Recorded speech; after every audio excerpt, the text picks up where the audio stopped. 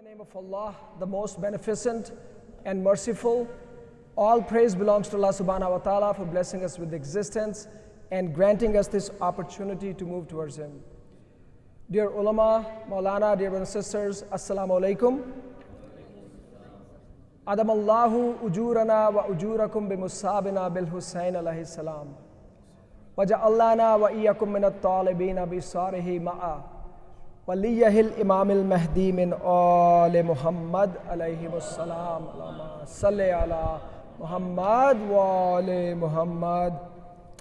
Assalamu ala al-Husayn wa ala Ali ibn al-Husayn wa ala awlad al-Husayn wa ala ashab al-Husayn. Allahumma salli ala Muhammad, salli ala Muhammad wa ali.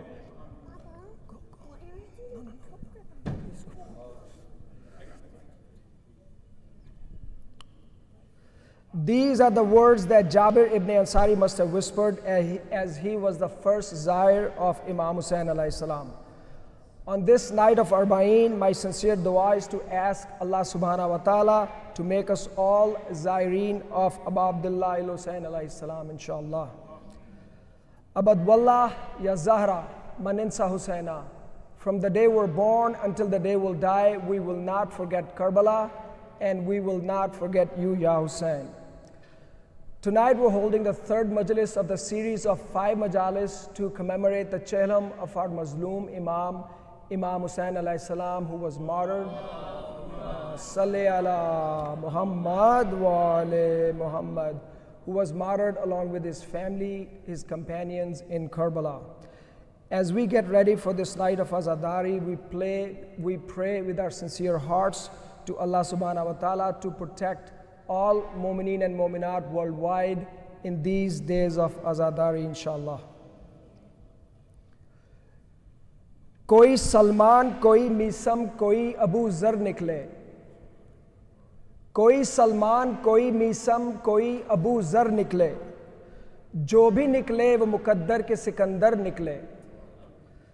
یہ جو اصغر کے لیے مانگ رہا ہے پانی، یہ جو اصغر کے لیے مانگ رہا ہے پانی، مار دے خاک پہ ٹھوکر تو سمندر نکلے۔ مال اسلام نے بانٹا تو ہزاروں موجود، مال اسلام نے بانٹا تو ہزاروں موجود، خون اسلام نے مانگا تو 72 نکلے۔ Salli ala Muhammad wa ali Muhammad. To start the program with the recitation of Salam and Marsiya, I would like to request Brother Zishan Jafri and Brother Hassan Askari. Please welcome them with a loud salawat.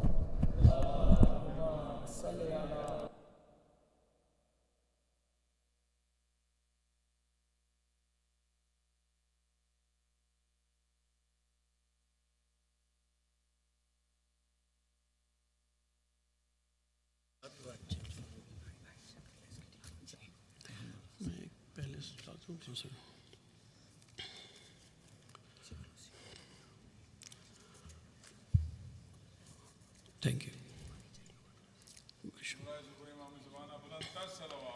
Allahumma salli ala Muhammad ali Muhammad wa ajil farajahum. مختصراً ایک کلام بہت عرصے بعد، کوئی میرا خیال 35 برس بعد، بہت سادہ سا ہے، بہت سادہ، بس صرف تصور شرط ہے۔ بار دیگر صلوات۔ اللہم صلی علی محمد آل محمد وجل۔ اے زمین تیرے سینے پہ ایک داغ ہے، اے زمین تیرے سینے پہ ایک داغ ہے، آل احمد پہ ہے ظلم کا یہ مقام، آل احمد پہ ہے ظلم کا یہ مقام۔ ہائے بازار شام، ہائے بازار شام، ہائے بازار شام، ہائے بازار شام، ہائے بازار شام، ہائے بازار شام۔ ساتھ اونٹوں پہ تھیں سر کھلے بیبیاں اور بیمار سجاد تھے سارباں، اس طرح لے چلے ان کو ایذا رساں، ہائے کانٹوں پہ چلتا تھا کل کا امام، ہائے کانٹوں پہ چلتا تھا کل کا امام، ہائے بازار شام، ہائے بازار شام۔ پیش حاکم جب آئے یہ آل ابا، تخت شاہی پہ بیٹھا تھا وہ بے حیا، 700 کرسیوں پر تھے اہل جفا، اہل عصمت کو تکتا تھا ہر خاص و عام، اہل عصمت کو تکتا تھا ہر خاص و عام، ہائے دربار شام، ہائے دربار شام، ہائے دربار شام، ہائے دربار شام، ہائے دربار شام، ہائے دربار شام۔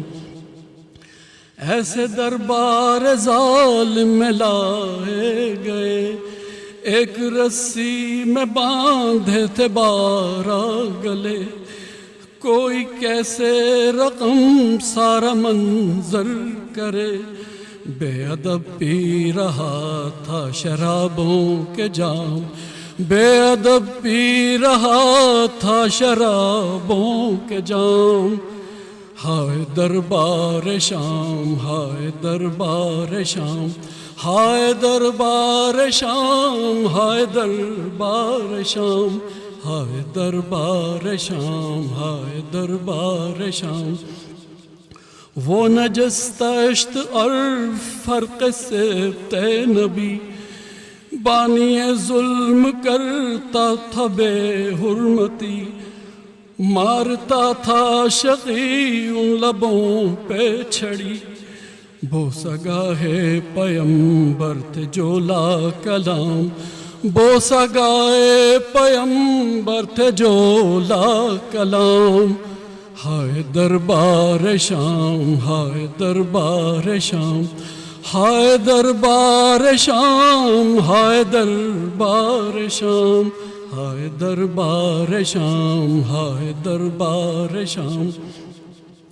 امتحان پھر سکینہ کا ہونے لگا، گود پھیلا کے معصوم نے دی صدا، آؤ آغوش میں دلبر فاطمہ، گود میں آ گیا فرق شاہ انام، گود میں آ گیا فرق شاہ انام، ہائے دربار شام، ہائے دربار شام، ہائے دربار شام، ہائے دربار شام، ہائے دربار شام، ہائے دربار شام۔ دل ہلاتی تھی زندہ کی تاریکیاں، اور اس پر سکینہ کی بھی یہ فغاں، یاد آتے ہیں مجھ کو میرے بابا جان، کوئی پہنچائے ان کو میرا یہ پیام، کوئی پہنچائے ان کو میرا یہ پیام، ہائے زندان شام، ہائے زندان شام، ہائے زندان شام، ہائے زندان شام، ہائے زندان شام، ہائے زندان شام۔ جب رہائی کے سامان ہونے لگے، جان اہل حرم اپنی کھونے لگے، یاد کر کے وہ بچی کو رونے لگے، سب کے ہونٹوں پہ تھا بس سکینہ کا نام، سب کے ہونٹوں پہ تھا بس سکینہ کا نام، ہائے زندان شام، ہائے زندان شام۔ اہل شر جس طرح سے ستاتے رہے، سارے منظر نگاہوں میں آتے رہے، خون عابد کو برسوں رلاتے رہے، عمر بھر تھا شجاعت یہ ان کا کلام، عمر بھر تھا شجاعت یہ ان کا کلام۔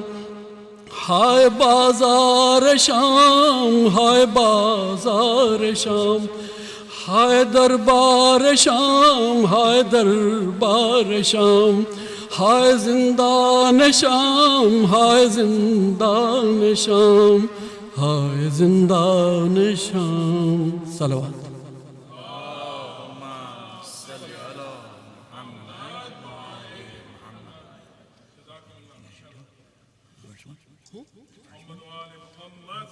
جو پہلا والا محمد وآل محمد۔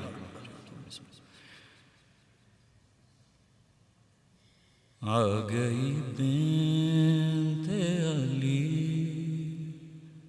بیردہات بندھے بر درباروں میں، آ گئی بنت علی بیردہات بندھے بر درباروں میں، جس نے سورج نہ کبھی دیکھا تھا، رو رہی ہے وہ گناہگاروں میں، آ گئی بنت علی بیردہات بندھے بر درباروں میں۔ کون جانے کہ یہ کون رسن پہنے ہوئے، بیردہ روتی ہے سجاد کے پیچھے پیچھے، سسکیاں ڈوبی ہیں جس بی بی کی، ہائے زنجیروں کی جھنکاروں میں، آ گئی بنت علی بیردہات بندھے بر درباروں میں۔ آئے ذرا تیری قسمت نہ ملا حق تجھ کو، ایسی تعظیم تیری کی ہے مسلمانوں نے، تیرا حق مانگنے آئی زینب ایک میں نوش کے درباروں میں، آ گئی بنت علی بیردہات بندھے بر درباروں میں۔ کہاں زینب اور کہاں شام کے لوگوں کا ہجوم، سربرنا اونچی آواز میں خطبے پڑھنا، ختم مرسل کا حوالہ دے کر چادریں مانگنا بدکاروں سے، آ گئی بنت علی بیردہات بندھے بر درباروں میں۔ آگ خیموں میں لگی عورتیں سجا بے ہوش، رو رو عباس کو دیتی تھی صدائیں زینب، لوٹ لو چادر سیدانیوں کی، شور برپا تھا ستمکاروں میں، آ گئی بنت علی بیردہات بندھے بر درباروں میں۔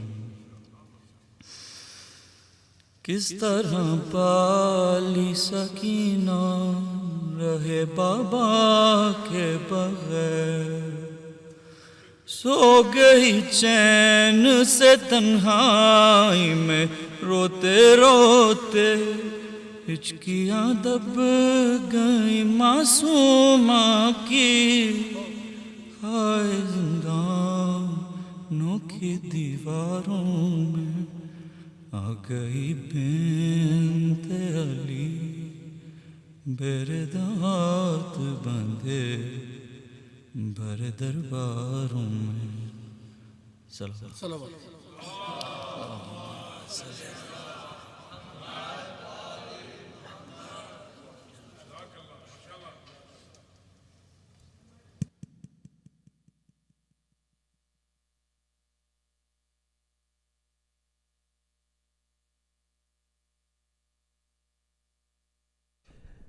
MashaAllah, Jazakallah for Brother Zishan Jafri and Brother Hassan Askri for their sehat, salamti, barakat in this life and hereafter. Please recite a loud salawat.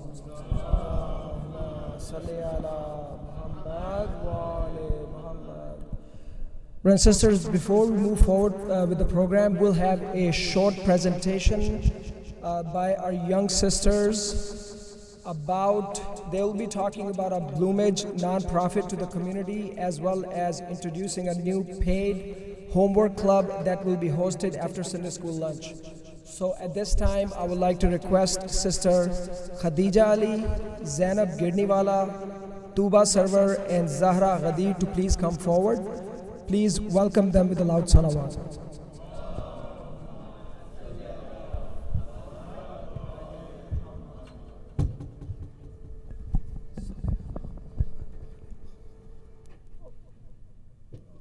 Muhammad wa ala Muhammad salawat. Allahumma salli ala.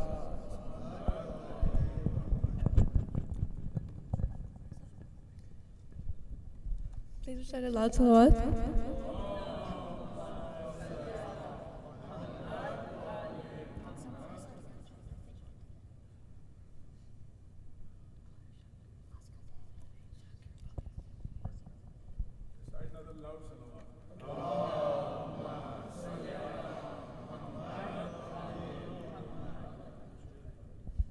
Assalamu alaikum, everyone. Today we are here to talk to you a little bit about Bloomage, a non-for-profit STEAM-based organization founded by our very own youth here at Bait al-Ilm. Our president is Zahra Kazmi. I am Tuba Sarwar. I'm Zainab Girniwala. I'm Isha Naqvi. I'm Khadija Ali. And I'm Zahra Ghadir.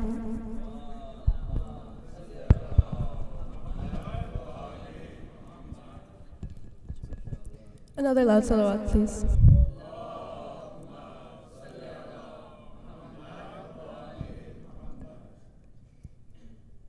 So what is Bloomage? Bloomage is basically a non-for-profit organization based right here in Chicago that seeks to empower individuals as well as communities as a whole through enhanced education and STEAM experiences. Through innovative programs and mentorship, we aim to assist in creating a generation of empowered leaders who will drive innovation and tackle the pressing challenges of our ever-changing world today, regardless of socioeconomic status. Since the creation of Bloomage in the summer of 2022, we have done quite a few activities. These include free tutoring for Afghani refugees, free private tuition, paid private coding lessons, and paid classes at Hadi School. From these activities, we have raised over $1,300.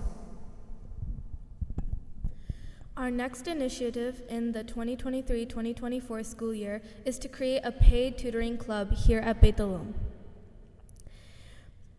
It will be based in the North Building, in Beit al-Ilm North Building. We will be teaching math, English, and reading at $10 an hour. It will be right after Sunday school's lunch period, and the age groups will be girls 5 to 13, boys 5 to 10. We will teach every subject if the child needs assistance in any point. We will help with homework and preparing for tests. We will have multiple tutors ready so that we can give individual teaching and one-on-one learning. For more information, you can contact that number on the screen, and we can provide a Google form for registration. And if you're interested in registering, please stay on the lookout. Inshallah, we'll have more updates on the website, emails, and we'll have flyers and posters also, inshallah. If you want to learn more about Bloomage, please visit our website, mybloomage.com. On our website, you can see various activities that we have done in the past, such as coding classes and tutoring for Afghani refugees. And furthermore, we will also soon be having a blog called STEM Savvy, which will highlight career options, events, and other fun activities which we offer.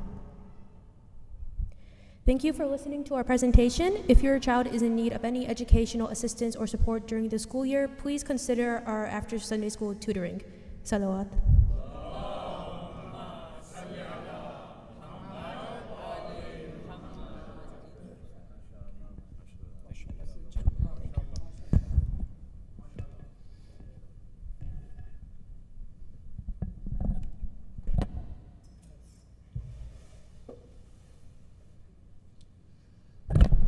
MashaAllah, Jazakallah, our sisters are doing really an amazing job. Our young sisters, our daughters, for a success in their mission and for their sehat, salamti, barakat for their and their family. Please recite a loud salawat. Allahumma salli ala Muhammad wa ali Muhammad. Brothers and sisters, a special raffle draw has been announced for the benefit of this mosque. A Baitul Ilm community member wants to offer a very special ring, which is made of the blessed white stone from the grave of Imam Hussain alayhi salam. Muhammad wa ali Muhammad, and also a precious marble piece from the grave of Maulana Abbas alayhi salam. Salli ala Muhammad wa ali Muhammad. Each raffle ticket is $50. And once again, all proceeds will go to the benefit of this mosque. So we request all brothers and sisters, if you're interested, please contact Sister Fatma Walji. Once again, you can buy as many tickets as you like to increase your chances to win. Recite a salawat. Ma salli ala Muhammad. Muharram Safar Weekend Majalis will continue on this coming weekend. This weekend we'll have a visiting scholar, Hujjatul Islam, Sheikh Amin Rastani, who will be addressing the Majalis. And these will take place on Saturday and Sunday, September 9th and 10th, inshallah. Arbaeen Majalis will take place on Wednesday, September 6th. We'll start the program after Zohar and Asr prayers at 12:48 p.m. inshallah. Mehdi Youth will be hosting a discussion with Sheikh Amin Rastani after the conclusion of his Majalis at Baitul Ilm on Saturday, September 9th, inshallah. This is for boys ages 14 through 30. If you are interested, please register on our website, and you can also register through our email, which was sent out today. Baitul Ilm Academy Sunday School Arbaeen Food Drive has been going on. As we remember the thirst and hunger of the orphans of Karbala, let's help those in need in our own communities. Drop off non-perishable food items by located in boxes by the main entrance. The last day to participate in this noble cause is September 17th. Tonight's Majlis is being sponsored by the families of Brother Taj Sayyid and Brother Sayyid Mukhtar Alam. For these families, sehat, salamti, and barakat, please recite a loud salawat. Allahumma salli ala Muhammad wa ali Muhammad wa ajal. They have requested a Surah Fatiha for all of your marhumeen and for their marhumeen. Today is also a birthday of our brother Sajjad Bhai's mother, Sayyida Zakiya Khatun, and also the marhumeen of sponsoring family, especially for marhum Sayyid Jafar Ali, Takreem Jafar, Sayyid Jarar Hussain Zaidi, Sayyid Sardar Alam, son of Akhtar Hassan Kazmi, Narjis Begum, daughter of Sayyid Saeed Murtaza Abidi, Dr. Munis Rizvi, and Shah Jahan Begum. And for all of your marhumeen, Isala Sawab, please recite a Surah Fatiha preceded by a loud salawat. Allahumma salli ala Muhammad wa ali Muhammad.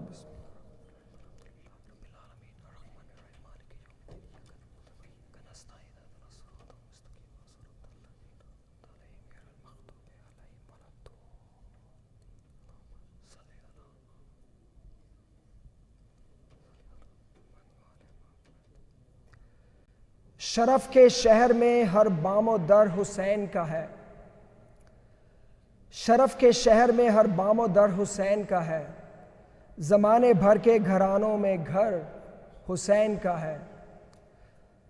فراتے وقت رواں دیکھ سوئے مقتل دیکھ، جو سر بلند ہے اب بھی وہ سر حسین کا ہے۔ زمیں کھا گئی کیا کیا بلند و بالا درخت، زمیں کھا گئی کیا کیا بلند و بالا درخت، ہرا بھرا ہے جو اب بھی شجر حسین کا ہے۔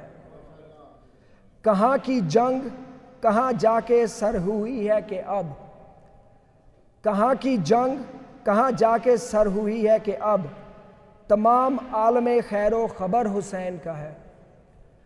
I now request Hujjatul Islam Maulana Muslim Mehdi Chawla to please come forward and address our community. Please welcome him with a loud salawat. Allahumma salli.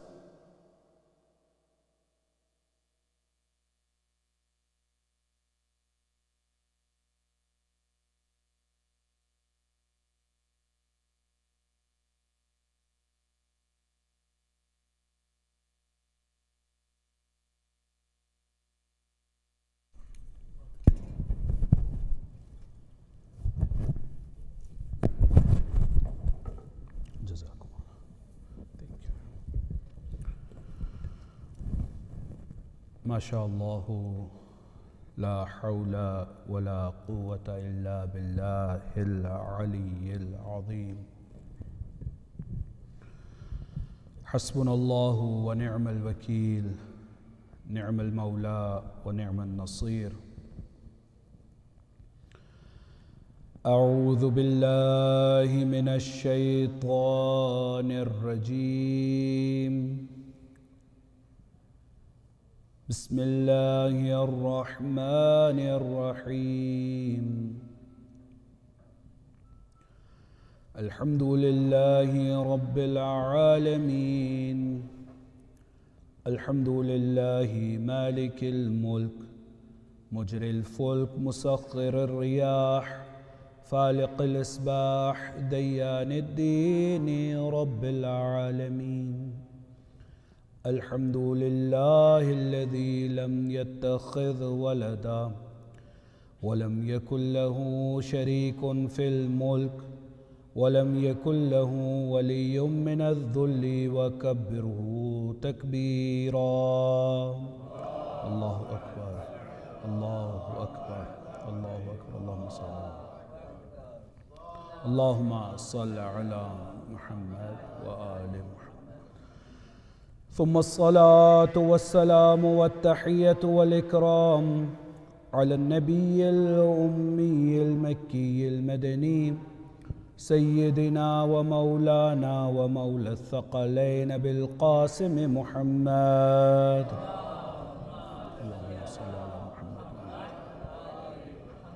وعلى أهل بيته الطيبين الطاهرين المعصومين المظلومين الغر الميامين الذين أذهب الله عنهم الرجس وطهرهم تطهيرا.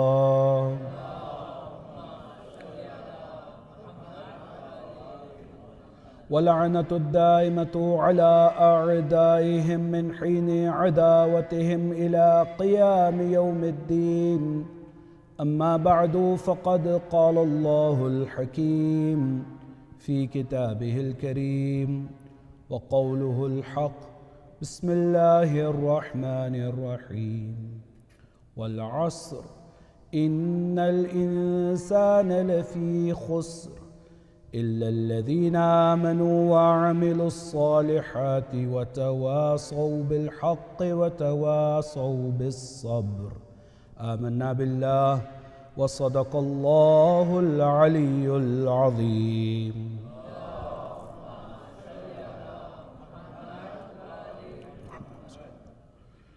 Respected elders, my dear brothers and sisters, Assalamu alaikum wa rahmatullahi wa barakatuh. عظم الله أجورنا وأجوركم بمصابنا بأبي عبد الله الحسين وأولاده وأعوانه وأنصاره May Allah subhanahu wa ta'ala amplify in our reward in the commemoration of the martyrdom of our master, the chief of the martyrs, and the other family members of Imam Sayyidul Shuhada and the companions who received the martyrdom on the plains of Karbala, for the acceptance of your du'as, for the purification of the hearts, for the hastening and the reappearance of Imam of our time. Please recite as-salawat.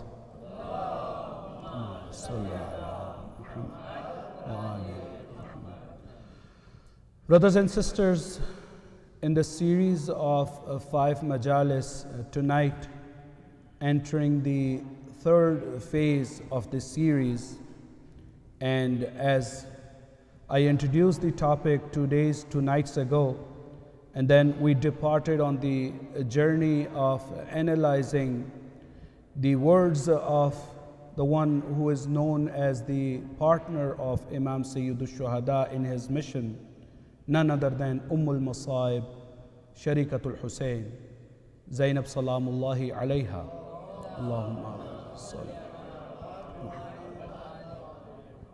And as tonight we are entering into main discourse of this topic, as I promised 2 nights ago, that we will carefully look through the life of this noble lady, especially during that duration in which she took that responsibility on her shoulders, which Imam Sayyidul Shuhada carried throughout his life, and now it is given to this noble lady.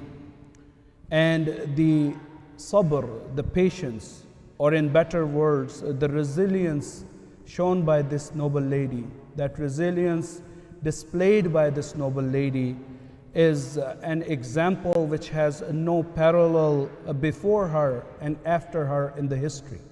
So indeed, she is a role model for men and women alike, for Muslims and non-Muslims alike, for any human being who wants to see the bravery and the courage of a woman, and want to see that how a woman or a human being, no matter what gender a human being is from, she has proven that Islam looks at a woman with a highest of these standards, and Islam does not discriminate. In fact, when there is a time where even men cannot fulfill a responsibility, women, they can do that.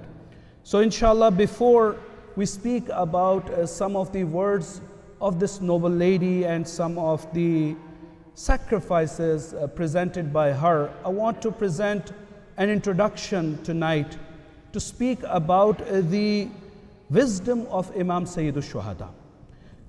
Many of the times we see that, especially nowadays, we see when we look at different social media posts, many people, they try to portray a picture that the event of Karbala was a coincidence and it was never planned. So things were drawn towards the martyrdom of Imam Hussein, and it wasn't planned, neither from Imam Sayyidul Shuhada nor from the side of Yazid. So they said that there was a quarrel, there was a dispute, which ended up in Karbala.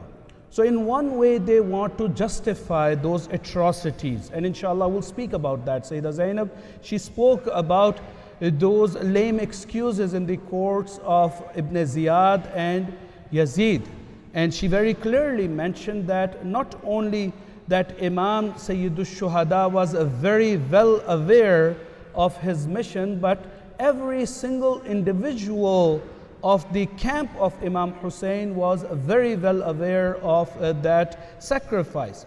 And when we look at the pre-Karbala episodes, we can see very clearly, even at the time when Imam Sayyidul Shuhada Aba Abdullah al-Hussein salawatullahi wa salamu alayhi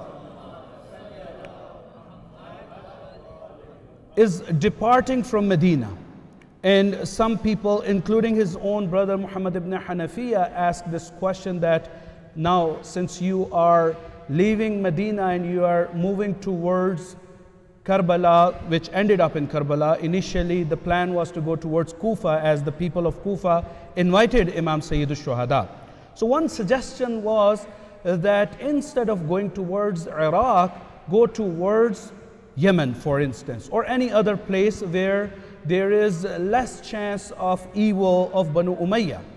And we see that Imam Sayyid al-Shuhada very clearly responding back to them, this is the time to offer my life to protect and safeguard the message of Allah subhanahu wa ta'ala. And in fact, we have some historical accounts in which Imam speaks about his own martyrdom by saying, Sha'Allah an yarani qatila. It is the will of Allah subhanahu wa ta'ala. He wants to see me being murdered on the plains of Karbala to protect the message of Islam, to safeguard the message of the Prophet of Islam. Therefore, we see not only Imam Sayyid al-Shuhada is speaking about his own martyrdom, but when he was inquired, okay, if you want to go towards Karbala or towards Kufa or Iraq, and there is a danger to your life, then why you are taking women folk and children with you? It's a question. That if you feel that there is a danger to your life, no one would take the family members, women folk and the children. And Imam Sayyid al-Shuhada responded back with that statement, Sha'Allah an yarahunna sabaya.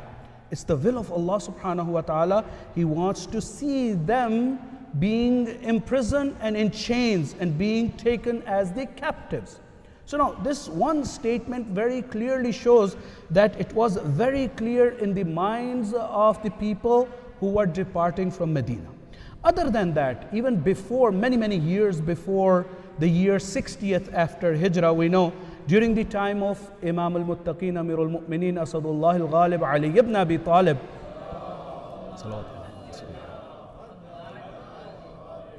is returning back from Siffin after the battle, and he had a camp near Karbala. And his companions, they would observe that for a moment Amirul Mu'mineen slept at that location, and when he woke up, his beard was full of the tears. And people came next to Imam Amirul Mu'mineen and they inquired, Ya Amirul Mu'mineen, what is the purpose of your crying? What is making you so upset? And Imam would speak about the tragedy of Karbala. Imam would foresee that my son Hussein, who is next to me, he will be killed on these plains with innocence. And then even before that, we have the episodes where the Prophet of Islam gives the dirt of Karbala to Salama. And even the cry and the lamentation of the Prophet at the birth of Imam Sayyid al-Shuhada.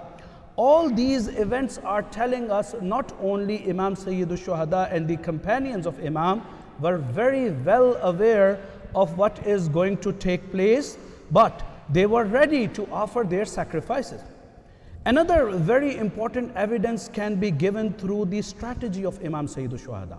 And this is a very clear answer to those people who say that it was a coincidence. It was not pre-planned, neither by the side of Yazid nor by the side of Imam Sayyid al-Shuhada. The response to them is that the moment Imam Sayyid al-Shuhada left Medina, we would see him talking to people, speaking about his purpose of uprising, very famous phrases. For instance, I have quoted a couple of them. Many of you are well aware that inni lam akhruj ashran wala batran wala zaliman wala mufsidan bal innama kharajtu li talab al-islah fi ummati jaddi. Or for instance, last night I quoted one statement of Sayyid al-Shuhada speaking about those people who claim themselves to be Muslim but are not listening to the words of the son of the Prophet of Islam, because Imam would say that your bellies are full of haram.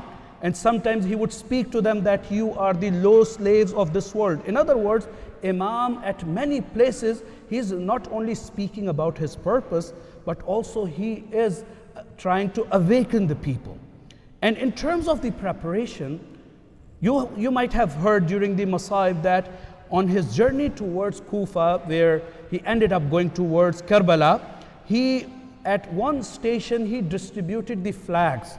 He spoke about the formation of the army. So when I use the word army, in comparison to worldly system of the army, we cannot say that it was an army of, for instance, 100 people, 72, 120, or whatever number, less than 150 people altogether, men, women, and children. Now you are talking about an army which is 30,000 people, all well equipped with all the weapons and armory, and you are speaking about these innocent people. But still, Imam is well prepared, well aware, so he is distributing the flags. For instance, he gives the flag of the right wing to Zuhair ibn Qayn, and he keeps one flag, and he gives the central command, the central wing to Abul Fadl al-Abbas by saying that you are my flag bearer. And then he keeps one of the flags of the left wing near him, and people would inquire, this flag belongs to who? And Imam says, someone will come and join me. And later we discovered that during those 10 days, early 10 days of Ashura Muharram, Habib ibn Mudahir is coming and Imam is appointing him as the commander of the left wing. That shows that Imam was well aware, well prepared. And to the extent, even on the day of Ashura, we have some interesting historical accounts that on the day of Ashura, Imam Sayyid al-Shuhada, he tied his own horse with the tent and he asked to bring that camel which belonged to his grandfather Rasulullah sallallahu alayhi wa sallam. And he had that steed with him, and he went towards the enemies, and he was wearing the cloak of Rasulullah, he was wearing the turban of Rasulullah, he was holding the staff of Rasulullah, as he wanted to complete the proof. He wanted to do atmam al-hujjah to the people.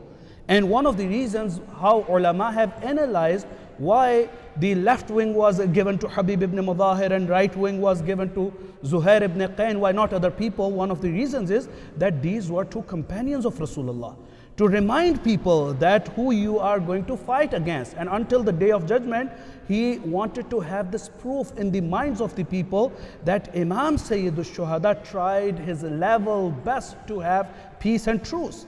Even when he got awared in Masjid al-Haram, where he was there to perform Hajj, that people, the army men, in the disguise of the Hujjaj, they are disguising their swords in their ihram.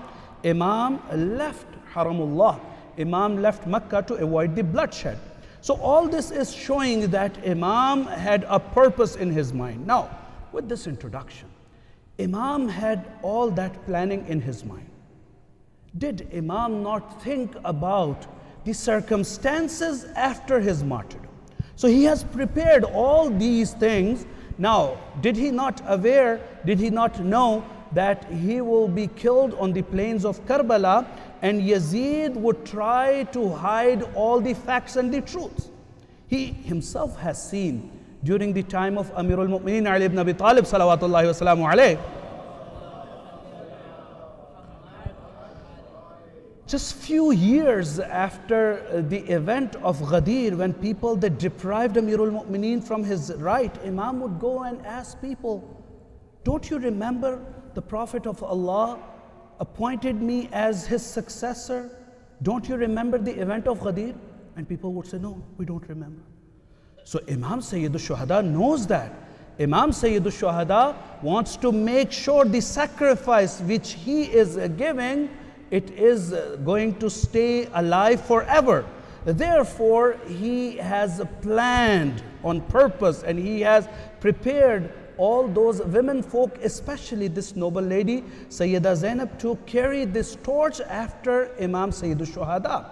Therefore, when he speaks up, when he makes sure that army is formed and his purpose is delivered to the people, he has prepared his own sister as well. And she was well aware. We have some of the historical accounts speaking about the conversation between Amirul Mu'mineen and Sayyida Zainab, talking about those episodes which are going to happen in Kufa.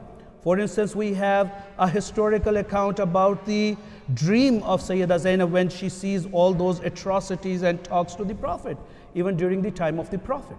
In other words, let me recapitulate everything with this point which I'm trying to make, that Sayyida Zainab had that responsibility, and she was very well aware of that responsibility.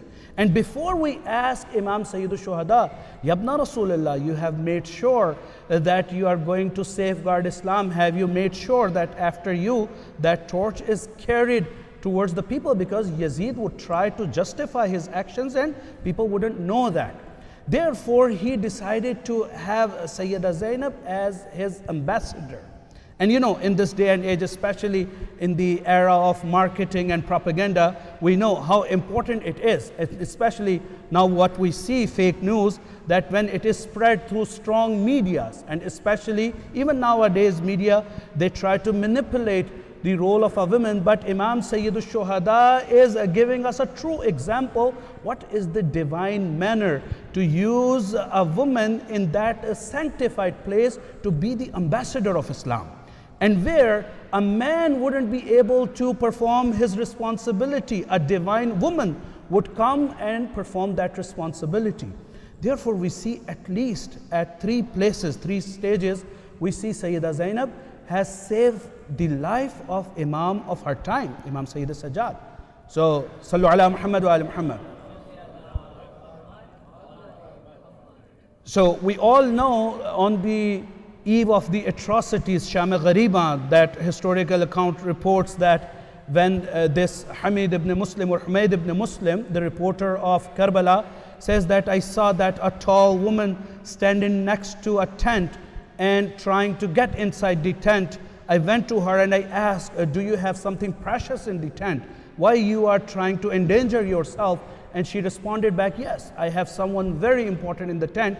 And he saw that she went inside the burning tent and came back holding a man on her shoulder. So she safeguarded the life of the Imam of her time. And even next day, we know all these are very tragic episodes to hear about, and mostly we speak about these atrocities during Masaib, but we really need to think and contemplate upon these events to appreciate the role of a woman, the role of this noble lady, how courageous, how brave this woman is with all those challenges and trials. Remember, now inshallah tonight we are going to speak about patience and resilience, because patience is a very little word for Sayyida Zainab. Patience is someone when an atrocity or a musibah befalls upon someone and has nothing to do anything but to keep the silent and stay in gratitude, for instance. But resilience is when a person comes out of that trial and challenges even more stronger. So we see that characteristics in Sayyida Zainab. Next day, when the army of Ibn Ziyad and Umar ibn Sa'ad, they kept these women folk in the chains and they were taking them towards Kufa. It is reported that at one stage when our 4th holy Imam, Imam Sayyid al-Sajjad alayhi salatu wassalam,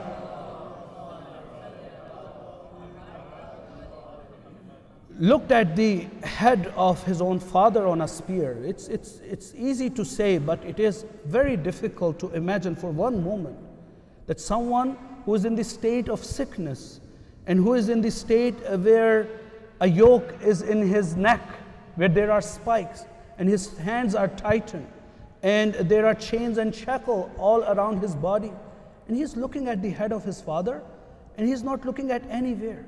And Sayyida Zainab realized that maybe due to that shock, maybe Imam Sayyid al-Sajjad would pass away. So it is said, some ulama, they have reported that on purpose she threw herself off the ride so at least she can draw the attention of Sayyid al-Sajjad.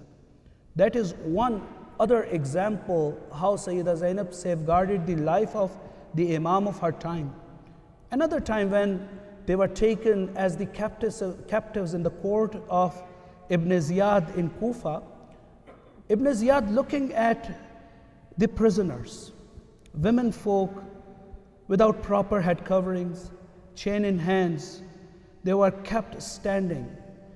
And on a side, Imam Sayyid al-Sajjad is also standing.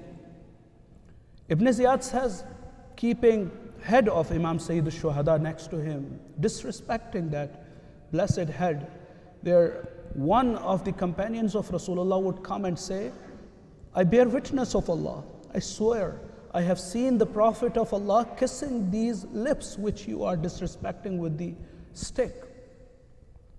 But conducting himself with all that bravery, Sayyid al-Sajjad, when he was asked, Ibn Ziyad says, who are you? And Imam says, I am Ali bin Hussein. I'm Ali, son of Hussein. And Ibn Ziyad says, that, oh, I thought Allah killed Ali ibn al-Hussein. Now look at the resilience. In that state, Sayyid Sajjad says out loud, no, the one who was martyred in Karbala was my brother, Ali ibn al-Hussein. And he was not killed by Allah, he was killed by you. And when he heard this response back, this is the strength, this is the bravery. When you are a representative of Allah, or you have faith in Allah, no one can stop you from speaking the truth. Ibn Ziyad says, how dare you are speaking to me in this way? No, it was Allah who killed your brother. And Imam Sayyid Sajjad again says, and now even with more strength by quoting a verse of Quran, Allahu yatawaffa al-anfus hina mawtiha.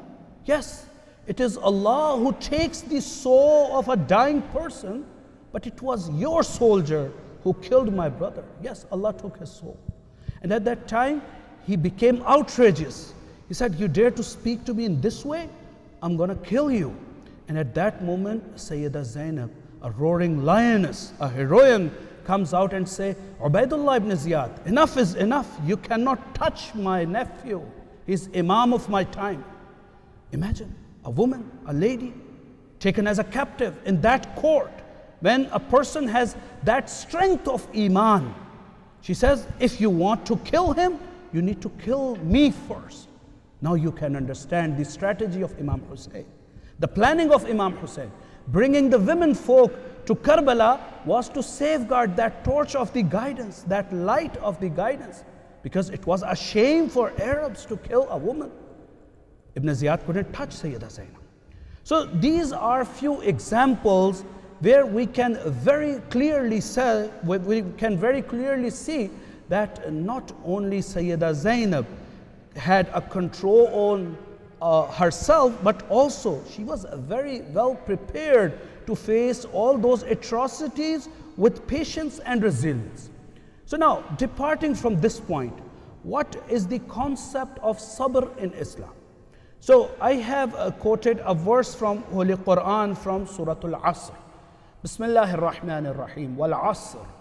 Innal insana lafi khusr. Illa alladhina amanu wa amilu salihat wa tawasaw bil haqqi wa tawasaw bis sabr. So sabr comes in the end. The translation is very clear, and all of our audience, they know the translation, even our youth. But let me revise it with you.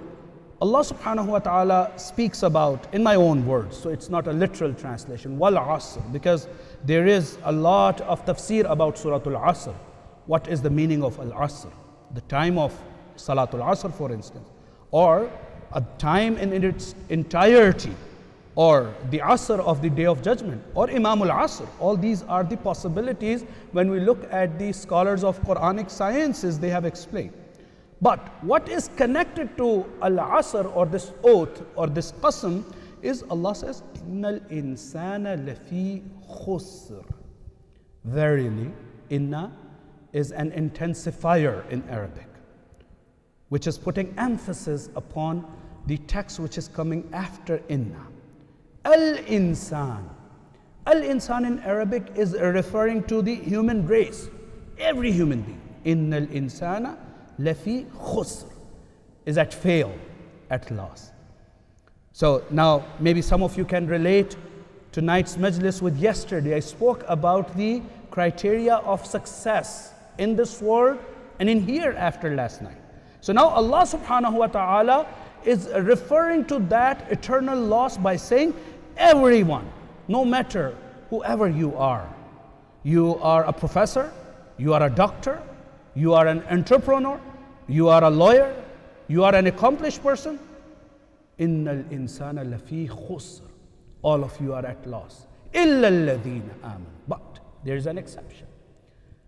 There is an exception. Every human being will be at loss or at failure except illa alladhina amanu wa amilu salihat wa tawasaw bil haqq wa tawasaw bis sabr. There is a checklist of 4 items that every human being is at loss except if someone wants to be successful, that person needs to be aware and mindful of these 4 items. Amanu, they have faith. Wa amilu salihat, and they are doing good deeds. Watawasaw bil haqq, and they advise, admonish, they invite people, they enjoin people to good. Watawasaw bis sabr, and with good and iman and faith. One of the very important characteristics is as-sabr. Watawasaw bis sabr. So this is the point which I'm trying to make tonight through the life of Sayyidah Zainab. What is the importance of sabr in the life of a human being, in the life of a practicing believer? Because it is one of the criteria to make a human being successful human being, to bring him out of that loss and disaster and the failure. What is the meaning of sabr? As I have mentioned, usually we translate a sabr with the translation of patience. That is a correct translation, but not the best of the translations. When Quran refers to that doctrine of patience or sabr, Quran refers to a very important quality, which is a divine quality, which represents the characteristics of the special people, special servants of Allah subhanahu wa ta'ala. All of you have heard those 2 verses from Surah Al-Baqarah, verse number 155 and verse number 166. Bismillahir Rahmanir Rahim. وَلَنَبْلُوَنَّكُمْ بِشَيْءٍ مِنَ الْخَوْفِ وَالْجُوعِ وَالنَّقْصٍ مِنَ الْأَمْوَالِ وَالْأَنفُسِ وَالثَّمَرَاتِ وَبَشِّرِ الصَّابِرِينَ, and give glad tidings to sabirin. Now, what is the criteria of sabirin? How can we identify who are the sabirin, who are the people of patience who have received this glad tidings? Quran explains that. الَّذِينَ إِذَا أَصَابَتْهُمْ مُصِيبَةٌ. These are the people when a musibah, a trial, a difficulty is afflicted to them. الَّذِينَ إِذَا أَصَابَتْهُمْ مُصِيبَةٌ قَالُوا, they say what? Inna lillahi wa inna ilayhi raji'un. Salawat ala Muhammad wa ala Muhammad. Brothers and sisters, it is imperative for us to be familiar with Quran. Quran has resolved many of our difficulties and our problems. Sometimes why I have mentioned that we need to be resilient than being patient, because when we have this patience, sometimes we get depressed. There are musibah on me. Why Allah? I am having faith. I pray. I fast. I go to majalis. I do matam. I lift alam. But still, I don't have job. Still, I have difficulties in household. I don't get promotion. Everyone is getting higher and higher, but I'm still there. Why? Because we have not understood that doctrine and institution of patience. We have not seen the actual meaning of that trial. Allah says, وَلَنَبْلُوَنَّكُمْ بِشَيْءٍ مِّنَ الْخَوْفِ وَالْجُوعِ وَنَقْصٍ مِّنَ الْأَمْوَالِ وَالْأَنفُسِ وَالثَّمَرَاتِ. All 5 categories of the trials are speaking about. Yes, you have accepted Islam, you will have a difficult life. You are a believer, oh, you have more trial. You are a Husseini, your trial is even higher. You do matam, your trial is even more difficult. You are servant to Abu Abdullah al-Hussein. You are awaited servant of Imam of your time, your trial is even more difficult. But what do you need to have? You need to have that understanding that my trial and my tribulation is making me strong. And when this atrocity is befalling upon me, as I have seen Sayyidah Zainab coming out of that with success, I need to come out of that with more strength and strength. And you know, this is a trait of a human being, not only the spiritual trait. Even body of human being is built in a way. Some of you go to the gym and sometimes your trainer would tell you, don't come and lift the weights every day. Why? Because there is an understanding that each time you come and lift the weights, you are breaking your muscles. And when your muscles are broken, after a day or two, your body repairs your muscle. And as your body automatically repairs your muscle, your body gets more strength. Very similarly, Allah subhanahu wa ta'ala has designed the human soul in a very similar fashion. When an atrocity befalls upon someone's soul, and person becomes patient and resilient and asks Allah subhanahu wa ta'ala to bring out of that trial with success, Allah makes that person stronger. And then you see Sayyidah Zainab, she stands in the court of Yazid and says, وَمَا رَأَيْتُ إِلَّا جَمِيلًا. That is the strength of the character. That is the power of that faith and iman, which Allah subhanahu wa ta'ala is referring as the criteria of a successful human being. So brothers and sisters, these are the role models. And when we look at the strategy of Sayyidah Zainab, I wish I had more time to speak about that topic, that how wisely he planned out her strategy. She's not an ordinary woman. She's who? She is the daughter of Ali ibn Abi Talib.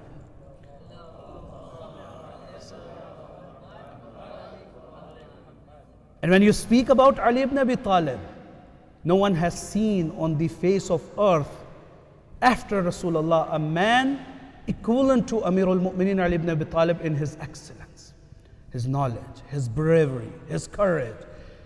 All of the traits we look at Amirul Mu'mineen. To an extent where people that would come, Ya Ali, we come to you, we ask you the question, and instantaneously you respond us back. You all know that Amirul Mu'mineen used to say, Saluni, Saluni, qabla an tafqiduni. Ask me any question you want to ask.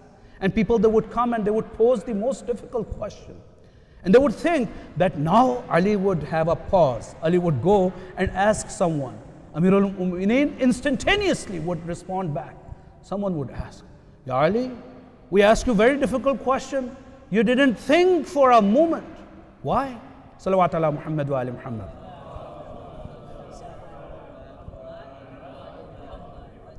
I would humbly urge, if you can keep your phones on silent. Let me check mine as well.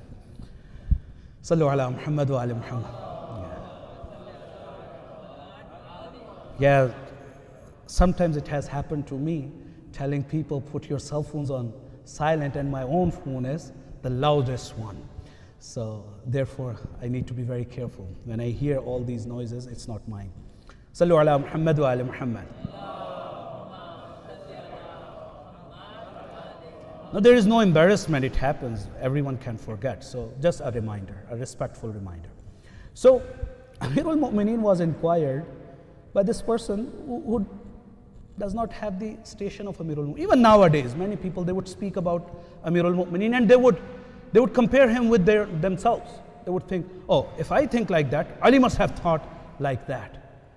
You know, exaggeration is one thing, but still we need to know he's not like us. He's Yadullah, he's Ainullah, he's Wajhullah, he's Saifullah.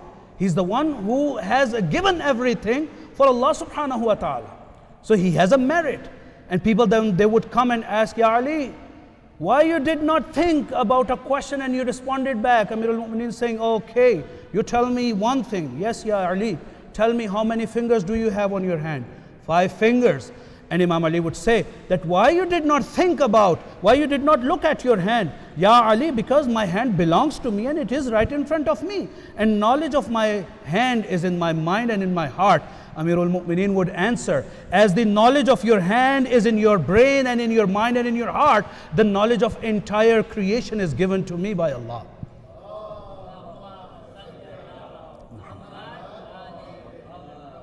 Zainab is the daughter of that Ali.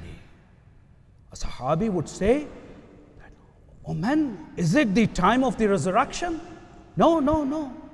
Why you are asking this? Because I heard from Rasulullah that you will hear Ali's voice again on the day of judgment. I can hear. Ali is speaking in Kufa. And people, they would say, no, it's not Ali. It's a daughter like Ali, Zainab. Zainab would speak as Ali alayhi salatu wassalam would speak.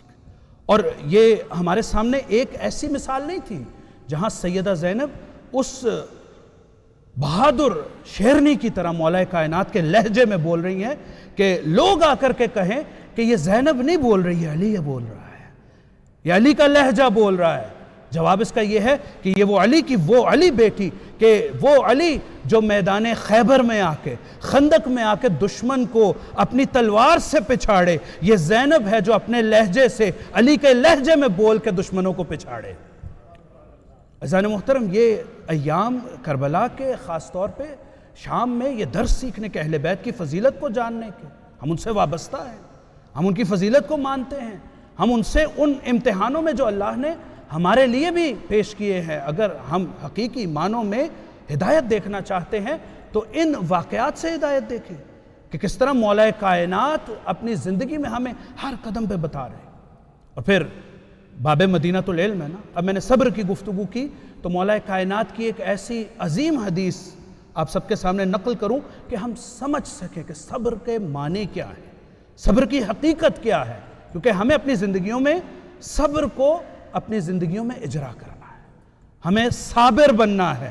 اور جس طرح میں نے صابر کہا وہ اس طرح سے نہیں کہ انسان مضطرب ہو کے پریشان ہو کے، نہیں، انسان سمجھے جب اس کا درجہ بڑھتا ہے، جب اس کا رتبہ بڑھتا ہے تو اس کی مصیبت بھی بڑھتی ہے، اس کا صبر بھی بڑھتا ہے، اس کا امتحان بھی بڑھتا ہے۔ مولا کائنات امیر المؤمنین علی بن ابی طالب صلوات اللہ وسلام علیہ ایک حدیث میں صبر کے بارے میں ارشاد فرما رہے ہیں، کہہ رہے ہیں وَعَلَيْكُمْ بِالصَّبْرِ، اے میرے چاہنے والوں، اے میرے ماننے والوں، تو میرے شیعہ ہونا تو یاد رکھو علیکم بالصبر، ہر حالت میں صبر کو اختیار کرو۔ فَإِنَّ الصَّبْرَ مِنَ الْإِيمَانِ كَالرَّأْسِ مِنَ الْجَسَدِ، صبر کی مثال ایمان میں ایسے ہے گویا سر کی مثال جسم میں ہے۔ پھر کہتے ہیں وَلَا خَيْرَ فِي جَسَدٍ لَا رَأْسَ مَعَهُ، جسم باقی نہیں رہ سکتا جس پہ سر نہ ہو۔ یعنی اب تصور کریں، آج کل ہم حتیٰ یہ بچے ہمارے دیکھتے ہیں، زومبیز کو دیکھتے ہیں، وہ بھی آ جا رہے ہیں تو بھی ان پہ سر لگا ہوتا ہے۔ تصور کریں کہ ایک زندہ لاش جا رہی ہو، سر بھی نہ ہو۔ امیر المومنین مثال دے رہے ہیں کہ جس طرح سے ایک زندہ لاش کی کوئی حیثیت وقت نہیں ہے اگر اس کا سر اس کے ساتھ نہ ہو، تو ایسے ایمان کی کوئی حیثیت نہیں ہے جس میں صبر نہ ہو۔ یعنی صبر کی اہمیت کیا ہے؟ انسان کے ایمان کا جزو ہے۔ اچھا، صبر کے حوالے سے اب ایک اور حدیث جو مولا کائنات امیر المؤمنین علی بن ابی طالب صلوات اللہ وسلم علیہ فرماتے ہیں، اور اس کو سمجھیے حقیقی صبر کیا ہے۔ کہتے ہیں الصبر اما صبر علی المصیبہ، صبر کی 3 اقسام ہیں۔ صبر کی پہلی قسم یہ ہے کہ انسان مصیبت پر، جو ہمارے یہاں ہم جب صبر کی بات کرتے ہیں، صبر کرو مال چلا گیا، صبر کرو جاب چلی گئی، صبر کرو مشکل آ گئی، رشتہ دار کا انتقال ہو گیا، صبر کرو یہ اللہ کی مصیبت کا، یہ صبر کی ایک مثال ہے۔ او علی الطاعہ، صبر کی دوسری قسم کیا ہے؟ طاعت پہ، اللہ کی اطاعت پہ صبر کرنا۔ عجیب مرحلہ، امیر المومنین کیا عظیم بات ہمیں کر رہے ہیں۔ ہم تو آج تک یہی سمجھے تھے کہ جاب چلی گئی تو صبر کرنا ہے، مشکل آ گئی، بیماری آ گئی، پریشانی آ گئی، نہیں، مولا کائنات بتا رہے ہیں کہ صبر کی ایک اہم ترین قسم یہ ہے کہ اللہ کی اطاعت پہ صبر کرنا ہے۔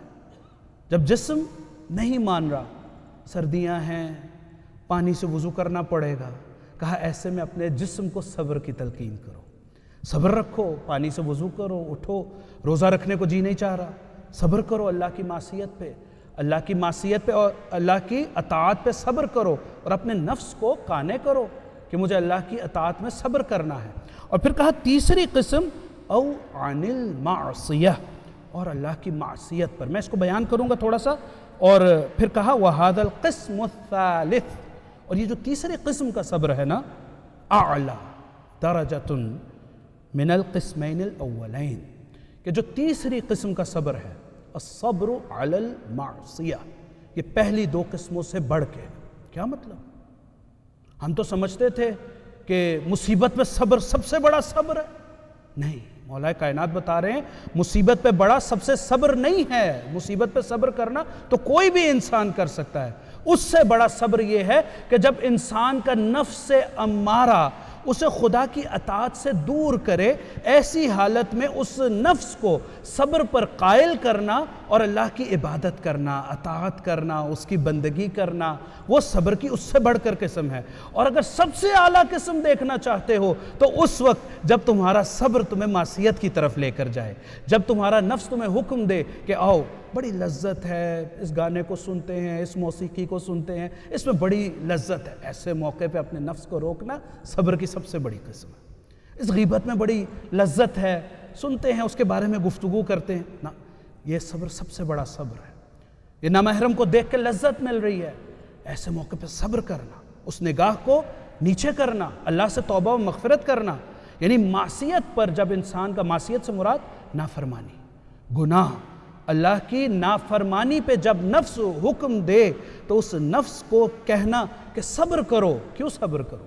کیوں کہ روایتوں میں آتا ہے، عجیب روایتیں ہیں، کہ وہ جوان جو کسی نامحرم پہ، بہن ہو یا بھائی ہو، بیٹا ہو یا بیٹی ہو، جب کسی نامحرم پہ نگاہ پڑتی ہے نا، اور اس نگاہ کے بعد، اس حرام نگاہ کے بعد اپنے آپ کو اس حرام سے روک کے اللہ کی طرف رجوع کر کے اپنی نگاہوں کو دوسری طرف پھیرتا ہے تو اللہ کائنات میں جتنے ذرات ہیں ان کے برابر اجر دیتا ہے۔ یعنی صبر کا یہ مرتبہ ہے۔ یعنی اگر حقیقی معنوں میں دیکھا جائے تو وہ مرحلہ، اور جو میں نے آپ کو جس کو ریزیلینس کہا، یہ صبر کی وہ معراج ہے کہ جب انسان نے اپنے آپ کو قابو کیا نا، اب شیطان کی سب سے بڑی ناکامی ہے۔ یعنی وہ کبھی آپ کے لیے، خاص طور پہ جوانوں کے لیے، اسکول میں دوستوں کی صورت میں آ رہا ہے، کبھی ایک پرانس پہ لے کے جانا ہے، کبھی میوزک کو سننا ہے، کبھی بیک بائٹنگ کرنی ہے، کبھی گناہ کرنے ہیں، کبھی نامحرم کی طرف نگاہ کرنی ہے، کبھی موسیقی، کبھی ویڈیو، کبھی وہ دیکھ کون رہا ہے، میں ہی ہوں نا، اب تو سیل فون ہے، واچ پہ ہے، سن رہا ہے، کس کو کیا پتا؟ اللہ کو پتا ہے۔ اپنے نفس کو اس وقت بتانا کہ یہ لذت جو میرے کانوں میں اس وقت معمولی سی لذت آ رہی ہے، یہ میری روح کو برباد کر رہی ہے، یہ میری روح کو اعلیٰ مراتب پہ جانے سے روک رہی ہے۔ اور میں تو اس امام کا ماننے والا ہوں کہ جس نے، یعنی معصیت تو دور کی بات، اطاعت تو دور کی بات، مصیبت تو بھول ہی جائیے، اس امام نے ایسے صبر کیا ہو کہ جس کی صبر کی معراج کو دیکھتے ہوئے اللہ قرآن میں آیتیں نازل کر دے۔ یعنی انسان اگر کسی بھی مرحلے پہ جب سوچتا ہے نا کہ صبر کہاں کیا جائے تو سب سے زیادہ انسان کو اپنی ذات سب سے بڑھ کر پیاری ہوتی ہے۔ اگر حقیقی معنوں میں صبر دیکھنا ہے تو اس میدان خندق میں آ کر دیکھیے کہ جب مسلمانوں کا ایک لشکر موجود ہے اور دوسری طرف دشمن آ کر کے کھڑا ہے، اور وہ مکار، وہ ظالم، وہ پہلوان اپنے دور کا آ کر خندق کو پھلانگ کر آ گیا ہے اور آ کر للکار رہا ہے، اللہ کے رسول کو دھمکیاں دے رہا ہے کہ کون ہے جو میرے ساتھ لڑے گا۔ اب وہ جو بڑے دعوے کرتے تھے نا کہ ہم بھی بہادر ہیں اور ہم بھی یہ ہیں اور ہم بھی وہ ہیں، وہ سارے تھر تھر کانپ رہے ہیں۔ اللہ کے رسول نے کہا کون ہے جو اس کی زبان بند کرے؟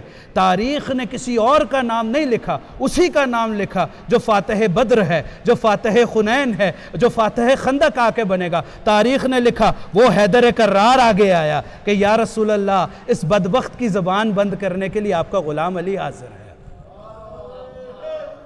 یا علی،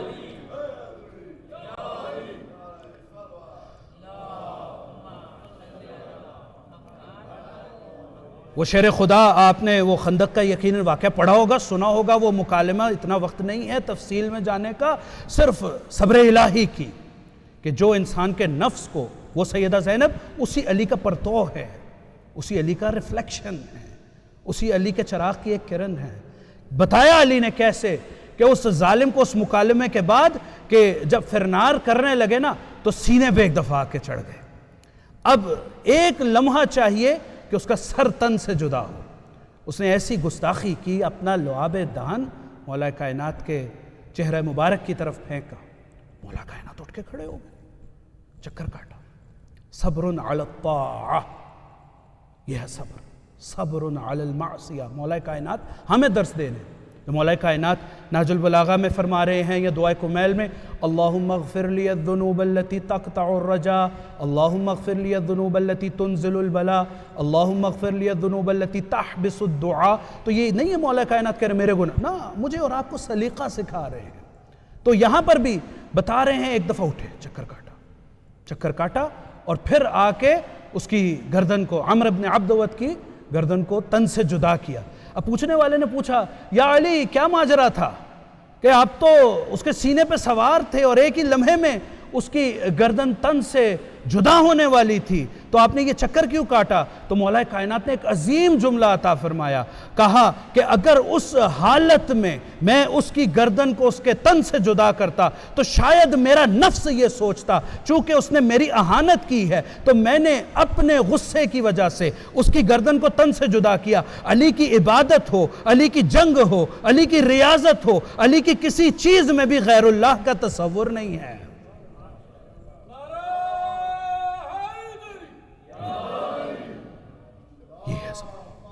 صلی اللہ مولا کائنات اس صبر کو دکھا رہے ہیں، یعنی بہت بڑا صبر چاہیے کہ انسان اپنے دشمن کا سر تن سے جدا کر رہو اور ایک دفعہ کھڑا ہو جائے۔ یہ بہادری، یہ شجاعت۔ اب یہ چاہے میدان کارزار ہو تو بھی مولا کائنات ایسے ہی، اور اگر میدان عبادت ہو، محراب مسجد ہو، تو وہی علی اسی مسجد میں اس طرح سے بدن پہ لرزہ طاری ہو جائے جیسے کوئی بندہ اپنے آقا کے حضور میں خضوع و خشوع کے ساتھ کھڑا ہو۔ یہ بدن پہ لرزہ طاری، چہرہ متغیر، رنگ بدل جائے مولا کائنات کا۔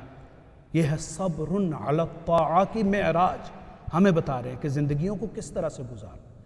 یہی تربیت جناب سیدہ زینب کربلا کے میدان میں، کوفہ کے دربار میں، شام کے دربار میں، کہ تم بات کرتے ہو کہ میرے بھائی حسین کو مار دیا تم نے۔ صبر دیکھنا چاہتے ہو نا زینب کا؟ تاریخ نے ماں نہ ایسی دیکھی ہوگی۔ بڑا دل گردہ چاہیے۔ بہنوں سے ہاتھ جوڑ کے معذرت کروں گا کہ زینب جیسی ماں کس نے تاریخ میں دیکھی ہے؟ مائیں بچوں کے جینے کی دعائیں کرتی ہیں۔ شب عاشور ہے، ہر بی بی اپنے بچوں کو سامنے بٹھا کے گفتگو کر رہی۔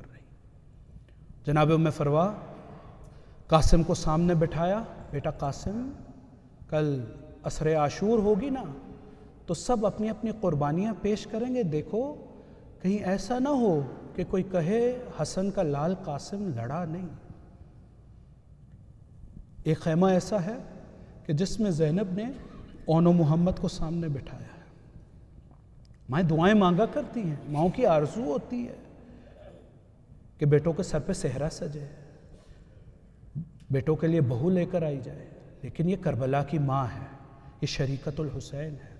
دیکھو اون، دیکھو محمد، جانتے ہو نا تم کس کے پوتے ہو، کس کے نواسے ہو؟ تم جعفر طیار کے پوتے ہو، تم حیدر کرار کے نواسے ہو۔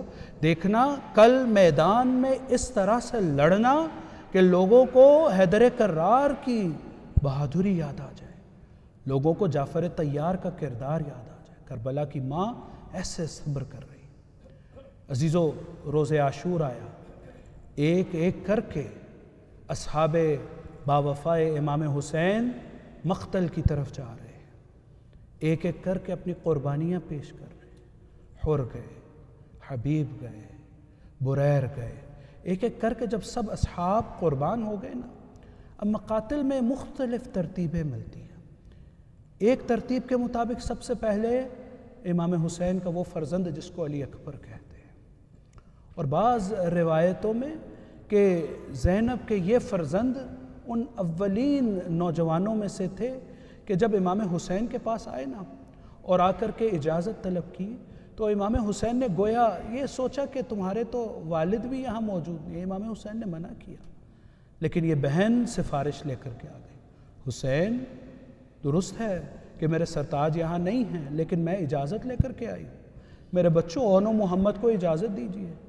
عزیزو، کس طرح سے ماموں نے بھانجوں کو وداع کیا ہوگا، انسان تصور ہی کر سکتا ہے۔ کتنے عزیز ہوں گے، اور وہ بھی کہ جن کے باپ کربلا میں موجود نہیں ہیں، عزیزو تاریخ میں ملتا ہے امام حسین نے خود اپنے ہاتھوں سے اون و محمد کو تیار کر کے گھوڑے پہ سوار کر کے جب میدان جنگ کی طرف بھیجا ہے نا، تو ان بچوں کے ذہن میں ماں کا وہی جملہ ہے کہ دیکھو جب لڑنا نا تو اس طرح سے لڑنا کہ حیدر کرار کا جہاد یاد آ جائے، دیکھنا جعفر طیار کی لڑائی یاد آ جائے، شجاعت کے وار کر رہے ہیں، شجاعت کے جوہر دکھا رہے ہیں کہ تاریخوں میں یہ جملہ ملا، ایسے میں ایک ظالم نے ایک بھائی پر ایسا وار کیا کہ بھائی اپنے گھوڑے پہ سنبھل نہیں سکا اور زمین کربلا کی طرف آیا، دوسرے بھائی کو آواز دی کہ بھیا میں زمین کربلا پہ آتا ہوں، کہا کہ میں بھی تمہارے پاس آتا ہوں، بھائی بھائی کی مدد کو بڑھا، ظالموں نے گھیر کر ان دونوں جوان بچوں پہ جب حملہ کرنا شروع کیا نا، ہاں عزیزو ایک دفعہ سب نے مل کے حملہ کیا، ایک دفعہ ماموں کو آواز دی ہمارا سلام قبول کیجئے، امام حسین مقتل کی طرف گئے، ان دونوں جوانوں کے لاشیں لے کر کے آئے۔ ہاں عزیزو ایک مختلف منظر ہے، ایام اربعین نزدیک ہو رہے ہیں نا، ہاں عزیزو جناب زینب کو ان کے فرزندوں کا پرسہ دیجئے، اس زینب کے امتحان کو دیکھیے، اس زینب کے صبر کو دیکھیے۔ امام حسین جب بھی کسی لاشے کو میدان جنگ سے لاتے تھے نا تو سب سے پہلے استقبال کرنے کے لیے زینب کھڑی ہوتی تھی۔ اب جب کہ اون و محمد کے لاشیں آئے، لوگوں نے دیکھا، بیبیوں نے دیکھا سب موجود ہیں، زینب موجود نہیں ہے۔ کسی نے سوچا یہ کہا ہوگا نا کہ ماں ہے، جب بیٹوں کو جنگ کے لیے بھیجا تو شاید کسی کونے میں جا کے گریہ کر رہی ہوں، شاید بچوں پہ آنسوؤں کو بہا رہی ہوں۔ اجرکم اللہ، اللہ آپ کو کسی غم میں نہ رلائے سوائے غم محمد و آل محمد کے۔ آپ کی آنکھوں میں امام حسین کے ان بھانجوں کے لیے گریہ آ گیا، جناب زینب کی مصیبت کو یاد کر کے روئیے۔ ہاں عزیزو جب کسی نے کہا نا کہ زینب کہاں ہیں تو جب خیمے میں اندر جا کر کے دیکھا تو جناب زینب نے اپنی پیشانی کو سجدے میں رکھا ہے، اے اللہ میری قربانیوں کو قبول فرمانا، یہ نہ ہو کہ میں روز قیامت اپنی والدہ کے سامنے شرمسار ہو جاؤں۔ ہاں عزیزو کسی نے زینب کے شانے کو ہلایا، جا کر کہا زینب اون و محمد آ گئے۔ جناب زینب ایک دفعہ پریشان ہو گئی، کیا اون و محمد آ گئے؟ کہا نہیں نہیں وہ واپس نہیں آئے، ان کے لاشیں آئے۔ زینب ایک دفعہ باہر آئی، دونوں جوانوں کے درمیان اپنے سر کو پیشانی کو زمین پہ رکھا، الہی تیرا شکر تو نے قربانی کو قبول کیا۔ ہاں عزیزو آخری جملہ سن لیجئے گا نا، اربعین کی مناسبت ہے۔ ہاں عزیزو جناب زینب کے صبر کا یہ عالم ہے کہ اب اپنے بچوں کے لیے گریہ نہیں کیا، عزیزو اپنے اکبر کو روئیں، اون و محمد پہ گریہ نہیں کیا، قاسم کی لاش کو روئی، اون و محمد کو نہیں روئیں، اربعین کرنے آئیں، اون و محمد کو نہیں رویا، مدینے میں واپس پلٹی، نانا کی قبر پر گئی، نانا آپ کا حسین کربلا میں مارا گیا، اون و محمد کو نہیں روئی۔ ایک دفعہ اپنی والدہ کی قبر پہ گئی، آپ کا حسین کربلا میں سو گیا، اون و محمد کو نہیں روئی، لیکن آخر تو ماں ہے نا، زینب بھی تو ماں ہے، کتنا صبر کرتی، مائیں مجھے معاف کریں گی۔ عزیزو ایک دفعہ گھر میں داخل ہوئی، گھر کی چوکھٹ سے اندر داخل ہوئی، کمرے میں گئی، دو جائے نمازوں کو بچھے دیکھا، اب زینب کے صبر کے باندھ ٹوٹے۔ زینب نے کہا اے اللہ تیرا شکریہ، اللہ لعنت اللہ علی القوم الظالمین، وَسَيَعْلَمُ الَّذِينَ ظَلَمُوا أَيَّ مُنْقَلَبٍ يَنْقَلِبُونَ۔ انہی اشک بار آنکھوں سے اپنی اپنی دعاؤں کو اپنے ذہنوں میں لائیے، امام حسین کو واسطہ دیتے ہیں زمانے کے امام کا۔ اللہم انا نسألک وندعوک ونقسم علیک بسمک العظیم الاعظم العز الجل الاکرم۔ 10 مرتبہ یا اللہ یا اللہ یا اللہ یا اللہ یا اللہ یا اللہ یا اللہ یا اللہ یا اللہ یا اللہ یا اللہ یا رحمان یا رحیم یا مقلب القلوب ثبت قلوبنا علی دینک۔ بار الہ تجھے واسطہ محمد و آل محمد کا ہمارے ذکر کو اپنی بارگاہ میں قبول و منظور فرما، اس کا بہترین اجر ہم سب کے نامہ اعمال میں درج فرما۔ بار الہ ہمارے والدین اور مرحومین کے گناہان کبیرہ و صغیرہ کو معاف فرما۔ بار الہ جتنے لوگ ہمارے درمیان مریض ہیں، گھروں میں، کمیونٹی میں، بار الہ سب کو شفا عاجل و کامل عطا فرما۔ جو بے اولاد ہیں انہیں اولاد عطا فرما، جنہیں اولاد عطا کی ہے ان کو اولاد کی تربیت کرنے کی توفیق عطا فرما۔ بار الہ تجھے واسطہ محمد و آل محمد کا جو تنگ دست ہیں وسعت رزق عطا فرما۔ بار الہ جو پریشان حال ہیں پریشانیوں کو دور فرما۔ جتنے مومنین مومنات یہاں پر بیٹھے ہیں بار الہ یقیناً سب کے دلوں میں مرادیں ہیں، حاجتیں ہیں۔ بار الہ تو دلوں کے رازوں کو ہم سے بہتر جانتا ہے، تو دعاؤں کو لبوں پہ آنے سے پہلے مستجاب کرتا ہے۔ بار الہ سب کی دعاؤں کو قبول فرما۔ بار الہ ہمارے مولا و آقا امام زمانہ کے ظہور میں تعجیل فرما، ہم سب کو ان کے اعوان و انصار میں سے شمار فرما۔ ربنا تقبل منا انک انت السمیع العلیم، آمین یا رب العالمین برحمتک یا ارحم الراحمین۔ ماتم حسین۔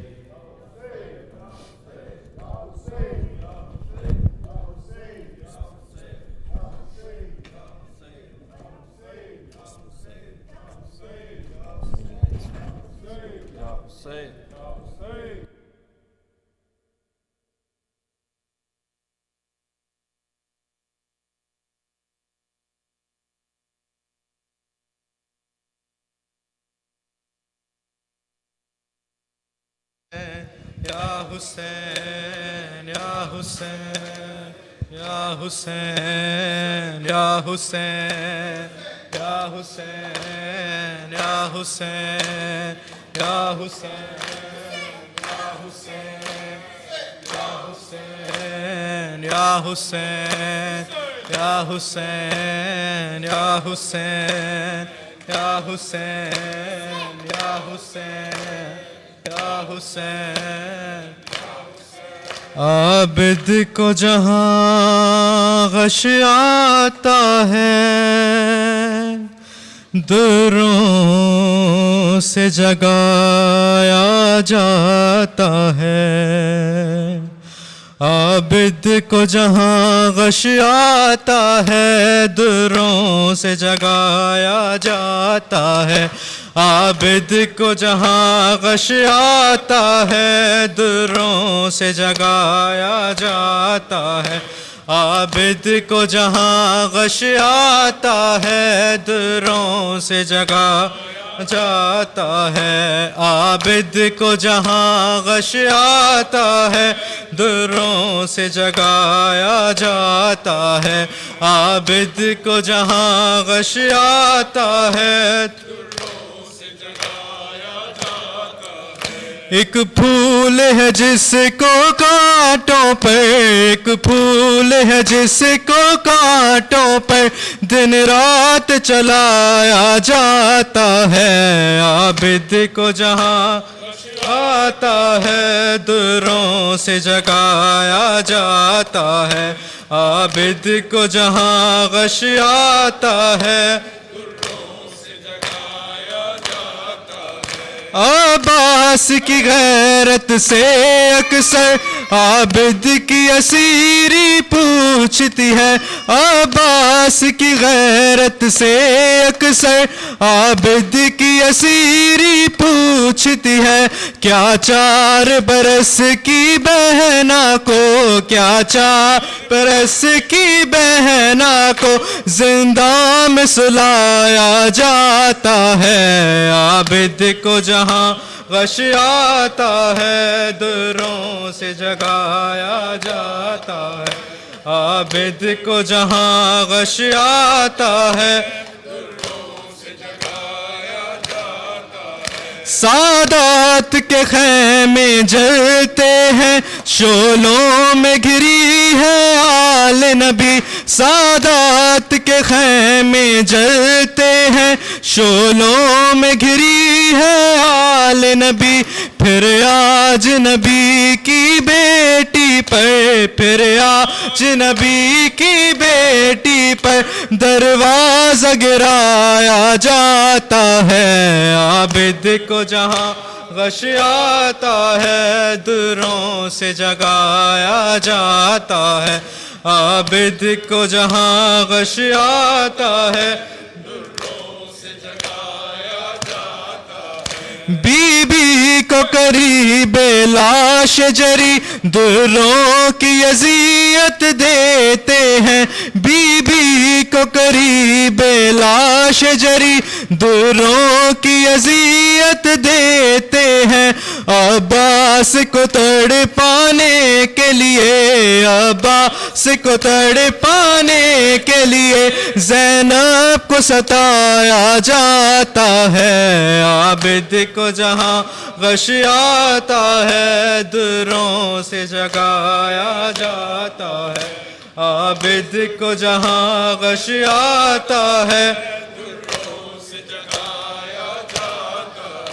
غیرت کے سبب جس بی بی نے گھر میں بھی نہ دیکھا آئینہ، غیرت کے سبب جس بی بی نے گھر میں بھی نہ دیکھا آئینہ، بے پردہ اسے لانے کے لیے، بے پردہ اسے لانے کے لیے دربار سجایا جاتا ہے، عابد کو جہاں غش آتا ہے، دروں سے جگایا جاتا ہے، عابد کو جہاں غش آتا ہے،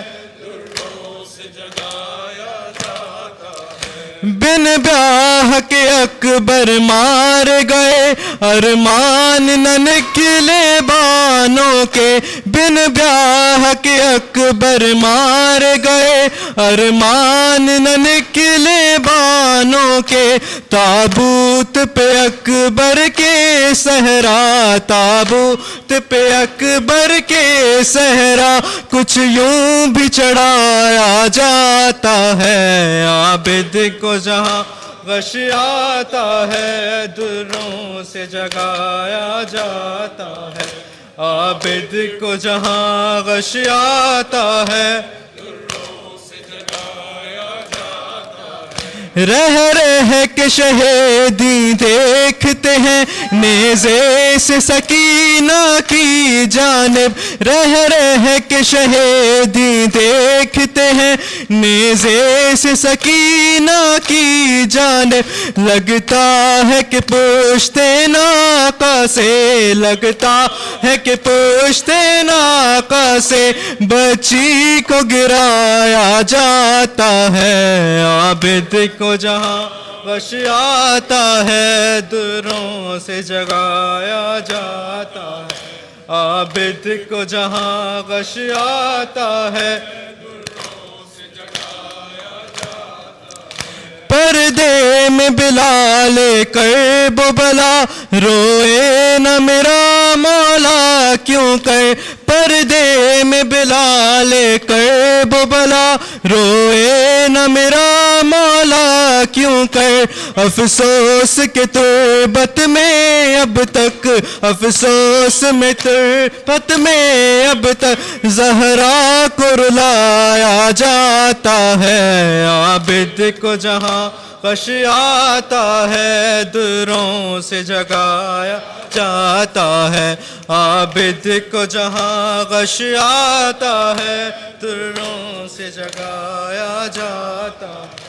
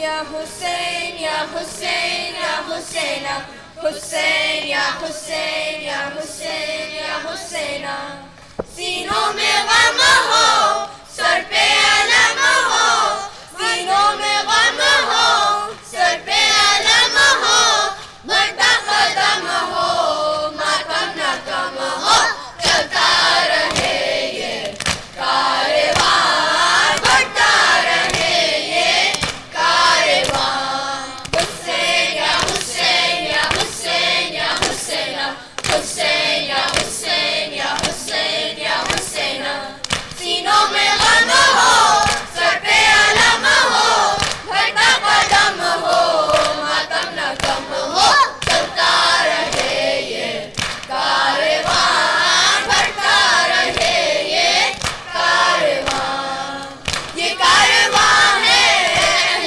رضا کا یہ کاروان ہے کرب و بلا کا سر پہ علم ہے شاہ وفا کا یہ سلسلہ ہے صبر و رضا کا جب تک یہ دم ہو مولا کا غم ہو یہ نہ کم ہو ہر آنکھ جم ہو مشق و علم ہو پاسبان چلتا رہے یہ کاروان حسین یا حسین یا حسین یا حسین حسین یا حسین یا حسین یا حسین سینوں میں غم ہو سر پہ علم ہو بڑھتا قدم ہو ماتم نہ کم ہو چلتا رہے یہ کاروان بڑھتا رہے یہ کاروان اس کاروان کا حسین رہبر شامل ہے اس میں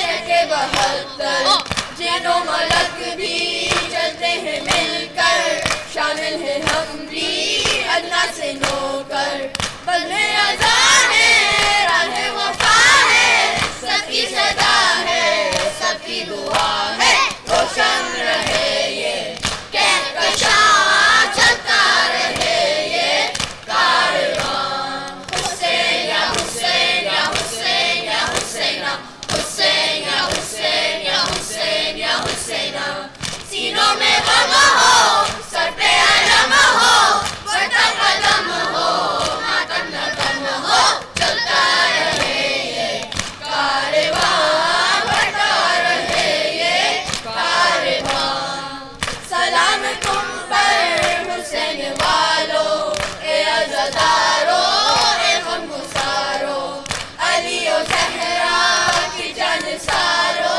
عشق نبی کے روشن ستارو اے پرستارو اے سوگوارو ماضی کے پیارو شہر کے دلارو تم پر خدا ہو مہربان چلتا رہے یہ کاروان حسین یا حسین یا حسین یا حسین حسین یا حسین یا حسین یا حسین سینوں میں غم ہو سر پہ علم ہو بڑھتا قدم ہو ماتم نہ کم ہو چلتا رہے یہ کاروان بڑھتا رہے یہ کاروان حسین مولا کا قافلہ ہے مجلس و ماتم کا سلسلہ ہے نبی کے گھر کا یہ تذکرہ ہے حسینیت کا ہمیں خدا ہے یا رسول اللہ یا نبی اللہ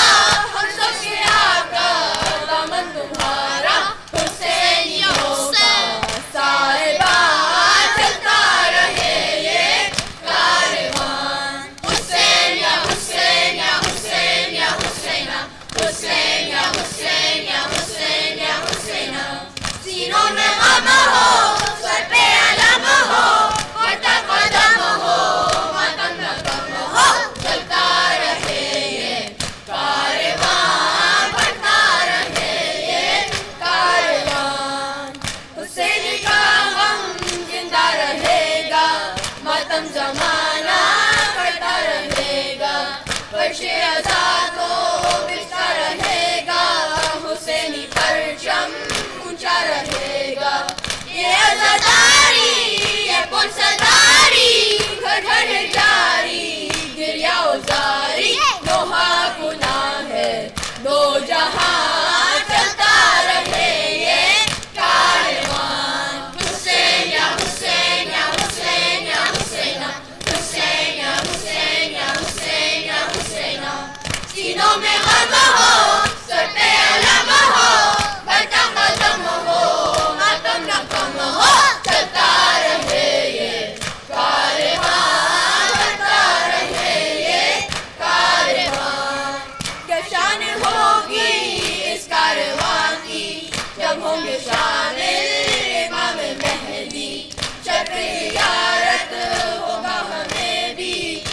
ماتم بھی ہوگا مجلس بھی ہوگی ہم دیں گے فرصہ کرب و بلا کا ہر بے خطا کا ہر بے ادا کا مولا بھی ہوں گے درمیان چلتا رہے یہ کارواں حسین یا حسین یا حسین یا حسینہ حسین یا حسین یا حسین یا حسینہ سینوں میں غم ہو سر پہ علم ہو پٹا پر دم ہو ماتم نہ دم ہو چلتا رہے یہ کارواں کرتا رہے یہ کارواں حسین یا حسین یا حسین یا حسینہ حسین یا حسین یا حسین یا حسینہ حسین یا حسین یا حسین یا حسینہ حسین یا حسین یا حسین یا حسینہ